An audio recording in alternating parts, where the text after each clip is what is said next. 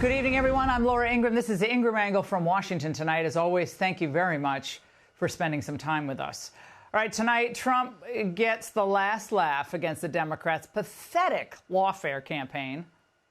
It was done to damage my reputation so that I'd lose the election, and obviously that didn't work. And Joe Biden is still as delusional as ever.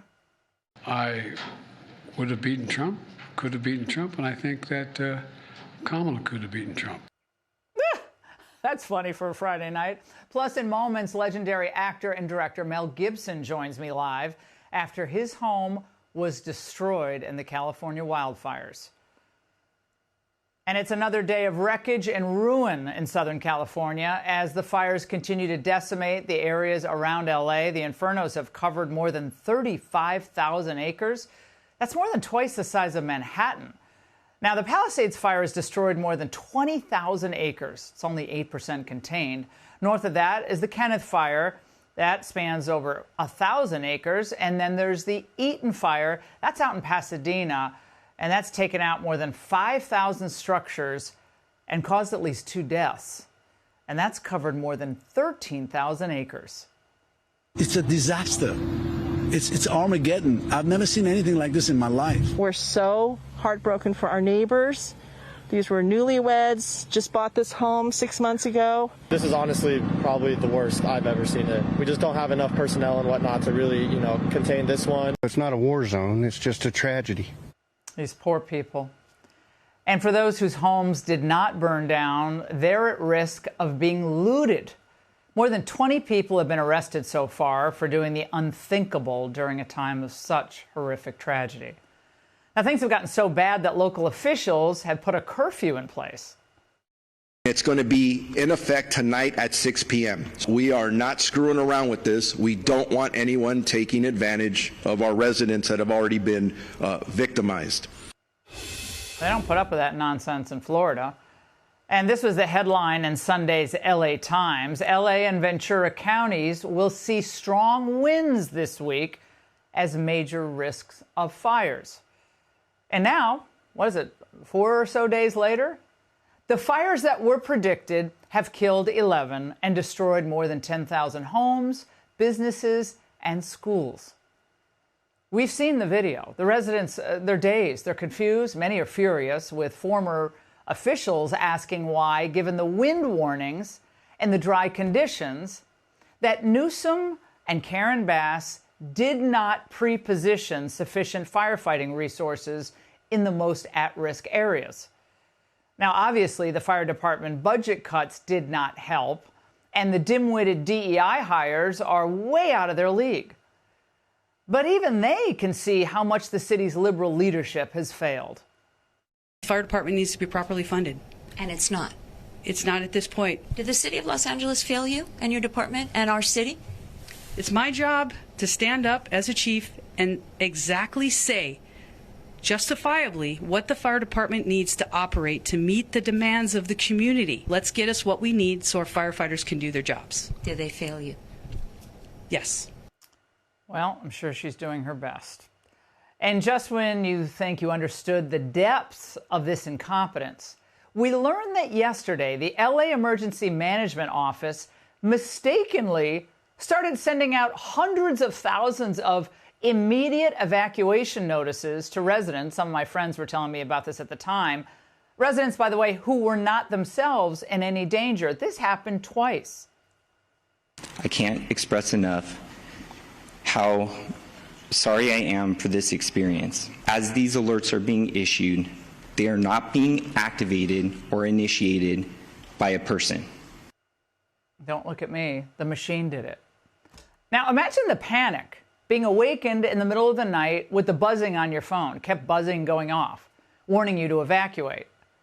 So some of my friends in the Encino area were in their pajamas, throwing whatever they could, grab, throw it into their vehicles, only to get another message saying, oops, sorry. Do any of these people reassure you? Right now, our number one priority is to establish how we can work with in coordination with our federal and state partners, how we can stop the messages that are going out right now that are not being initiated by human action. I can't even believe I just heard that. Our priority is to establish communication. You still can't master the messaging?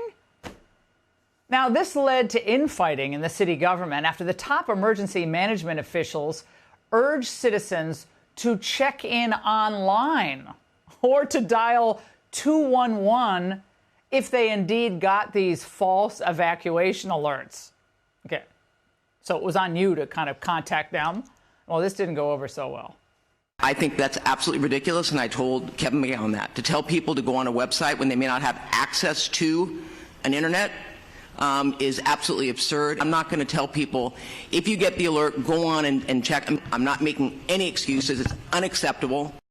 A colossal understatement, but yeah, unacceptable.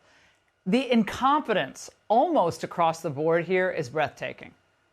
But of course, our incompetent president does what he always does. He claims that legitimate questions are just politically motivated.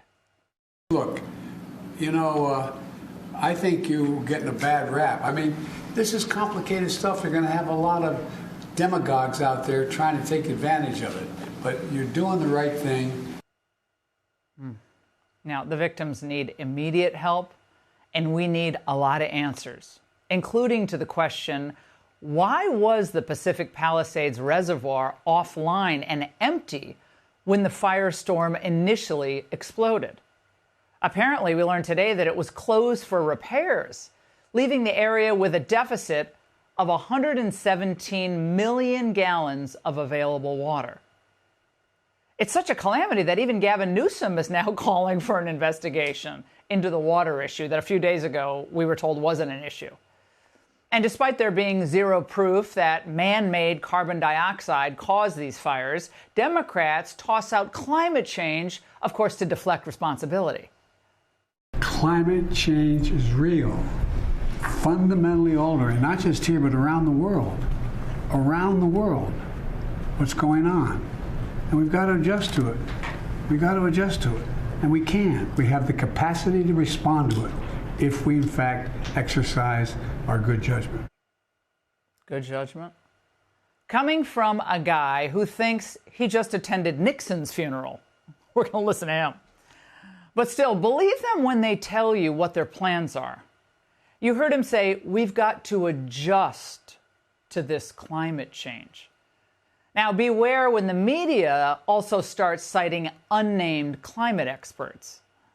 I've been speaking to a lot of people this morning, and they say basically this whole fire should be a wake-up call of how we construct our cities. Right now, we're still under the misapprehension that the climate is the same as it was in the last century. It's not. They say for this century, we need a radical rethink of how we structure our cities, how we build our homes. I fully expect that the same buffoons who got us into this mess will try to use this catastrophe to rezone certain residential neighborhoods and then to burden rebuilding with more red tape. The red tape should be cut here, and you should streamline the permitting process, but that's not going to be done. But perhaps this reimagining cities will work to achieve this epic dream of theirs for more high-density housing, putting single-family homes out of reach for victims and everyone, but really the super rich, all to protect us. It's for your own good from the ravages of climate change. But instead, Californians and all Americans need to protect themselves from these incompetent woke officials. Their radicalism and their ineptitude has devastated a great state, and now it's actually destroying lives. DEI, as Elon Musk said, can actually mean DIE. These people cannot rebuild the trust they lost. Don't let them tell you how to rebuild your homes. Hey, Sean Hannity here. Hey, click here to subscribe to Fox News YouTube page and catch our hottest interviews and most compelling analysis. You will not get it anywhere else.